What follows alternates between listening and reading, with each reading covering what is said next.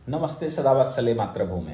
विषय ये है कि डोनाल्ड ट्रंप पहली बार, मतलब डोनाल्ड ट्रंप फर्स्ट में तो बात अलग थी, लेकिन डोनाल्ड ट्रंप जब सेकंड टर्म 2.0 आया तो डोनाल्ड ट्रंप ने पहली बार आज सही बात कही, जो उनका नेचुरल स्वभाव है। नेचुरल स्वभाव से मतलब बिल्कुल साफ है कि मैं ये मानकर चलता हूं कि नेचुरल स्वभाव से ही व्यक्ति को खेलना चाहिए। आपको याद होगा कि जब पहला टर्म डोनाल्ड ट्रंप का आया था तो पहले टर्म में डोनाल्ड ट्रंप ने कई मुस्लिम देशों के वीज़ा निरस्त कर दिए थे और ये कहा था कि उनसे वीज़ा ही नहीं बनेगा। हालांकि वो बाद में कोर्ट में चैलेंज हुआ और कोर्ट में चैलेंज होने के बाद वो विषय कोर्ट ने उस समय स्टे कर दिया था। और कोर्ट ने स्टे इसलिए कर दिया था क्योंकि Donald Trump United state of America के प्रेसिडेंट हैं, अमेरिका के नहीं। यूनाइटेड स्टेट ऑफ अमेरिका का मतलब है कि 38 देशों का एक समूह है जिसने अपनी एक ज्वाइंट इकोनॉमी बना रखी है, जिसने अपना एक ज्वाइंट विदेश मंत्रालय बना रखा है, जिसने अपनी ज्वाइंट डिफेंस बना रखी है।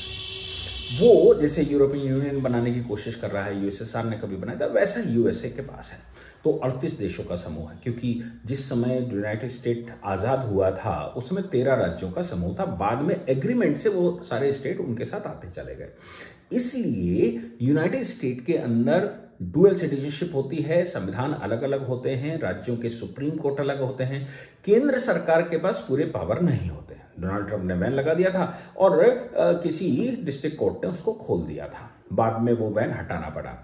मैं इस प्रकरण से सिर्फ इतना बताना चाह रहा हूं कि डोनाल्ड ट्रंप जब पहली बार बैठे थे, या मैं कहूं रिपब्लिकन जब बैठते हैं, तो उनके सामने क्रिश्चियन जिनोसाइड को बचाना, ईसाइयों को बचाना, पूरे विश्व को बचाना, जो आक्रांतापन मुसलमान कर रहे हैं और जो उनकी शिक्षा है, उस शिक्षा के आधार पर एक ऐसा लोगों का मानना है कि पूरे विश्व को वो खा जाएंगे, पूरा विश्व तहस नहस हो जाएगा। यासिर अराफात को अगर याद करिए तो फिर वो जब कोई लड़ने को नहीं मिलेगा तो आपस में लड़ेंगे, और आपस में भी लड़ने को नहीं मिलेगा तो अपनी एक बाजू से दूसरी बाजू काटेंगे। यासिर अराफात कहा करते थे, यासिर अराफात मतलब फिलिस्तीन के नेता उस समय।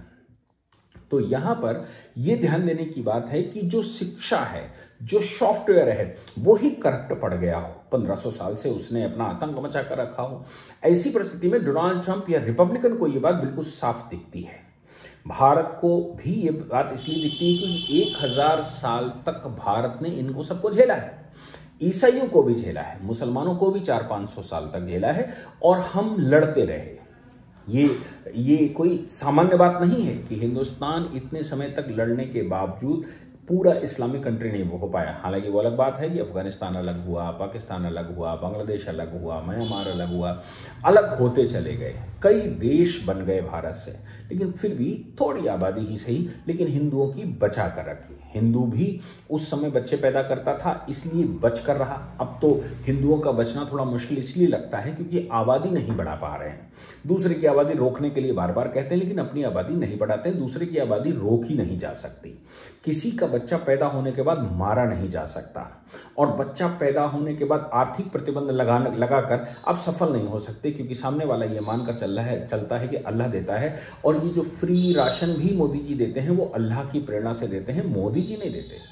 जिसके विचार इस प्रकार के हों, जो इस प्रकार से सोचता हो, आप सोचकर देखिए उसका आप क्या कर सकते हैं। उसका दूसरा सोल्यूशन यही है कि हम भी डेमोग्राफी को बैलेंस रखें। मैं अपने एक बच्चे को बचाने के लिए 4 बच्चे और पैदा करूं, और पीढ़ियां, हमारी 3 पीढ़ियां होती हैं 100 साल में, उनकी 5 पीढ़ियां होती हैं, तो हम पीढ़ी को बैलेंस रखें और बच्चे भी पैदा करें, वो पूर्वज हमारे करते रहे, जिसकी वजह से हम लड़ते रहे।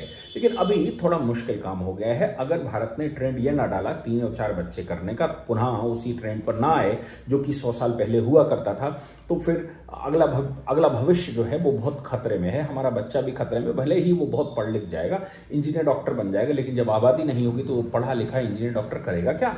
आबादी तलवार कंधे पर रखकर उससे काम करवाएगी। जम्मू कश्मीर उसका इलस्ट्रेशन है, बंगाल उसका इलस्ट्रेशन है, उसका इलस्ट्रेशन केरला में भी दिखता है, उसका इलस्ट्रेशन तमिलनाडु में भी दिखता है, उसका इलस्ट्रेशन कश्मीर में दिखता है। ये प्रैक्टिकल बात है कि आबादी जहां पर है, भले ही केंद्र सरकार 370 हटा गई हो, बहुत कुछ कर ली हो, लेकिन फिर भी वो कर नहीं पा रही है जो उसको कर लेना चाहिए या जो होना चाहिए। क्यों? क्योंकि आबादी नहीं है हमारे पास। अब जब आबादी ही हमारे पास नहीं है तो हम कर भी क्या सकते हैं बिना आबादी के, ये सवाल है। खैर, हम लोग पुनः डोनाल्ड ट्रंप पर आते हैं। तो डोनाल्ड ट्रंप या भारत, रिपब्लिकन या भारत, ये उस चीज का दर्द समझते हैं।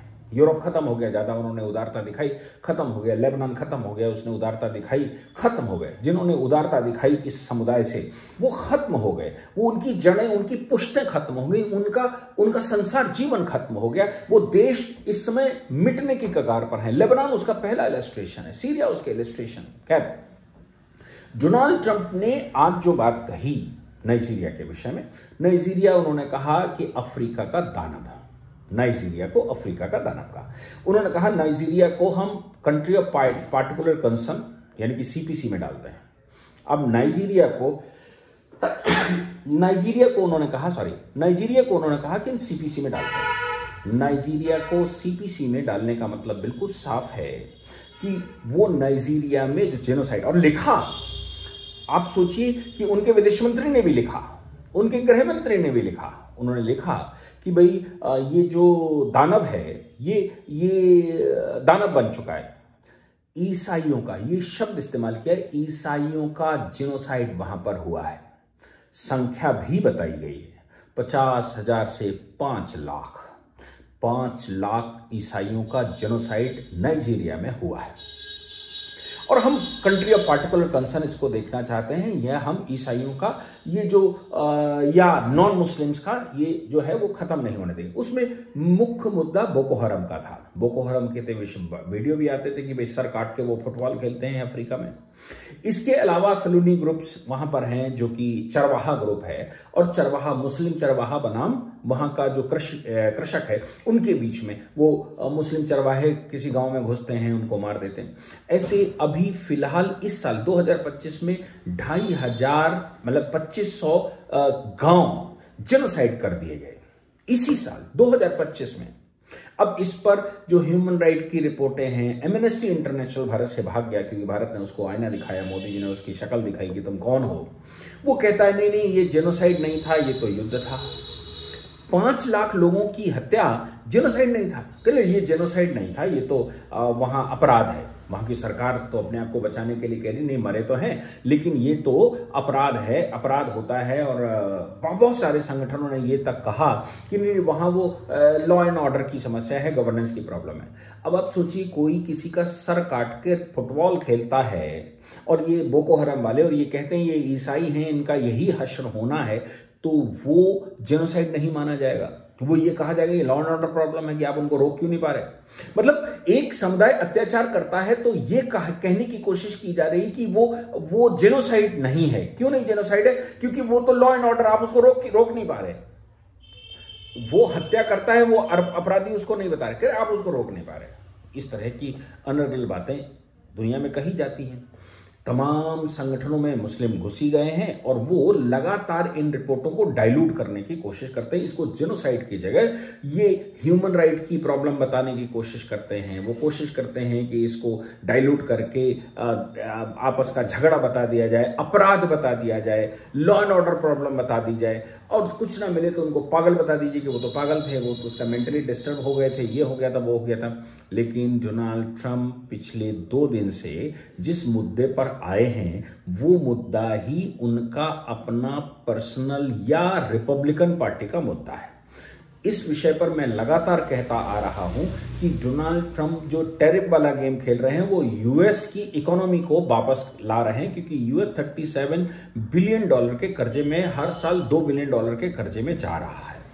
तो कोई भी राष्ट्रपति जो बैठेगा उसकी जिम्मेदारी बनती है कि वो अपने देश की इकोनॉमी वापस लाए। मोदी जी बैठे हैं, वो भी अपनी वापस लाते हैं। अब उसमें वो मेरे साथ क्या व्यवहार कर रहा है, क्या कर रहा है, लेकिन हमारे देश के साथ या हमारे साथ डोनाल्ड ट्रंप का वो जो कंसर्न है वो रिपब्लिकन से ही मिलता है, क्योंकि डेमोक्रेट्स ने तो भारत को ही country of particular concern CPC में डाल दिया था और ये कहा था कि भारत में जो ये कम्युनल वायलेंस होते हैं उसमें माइनॉरिटी के अत्याचार और तमाम तरह की बात करते थे।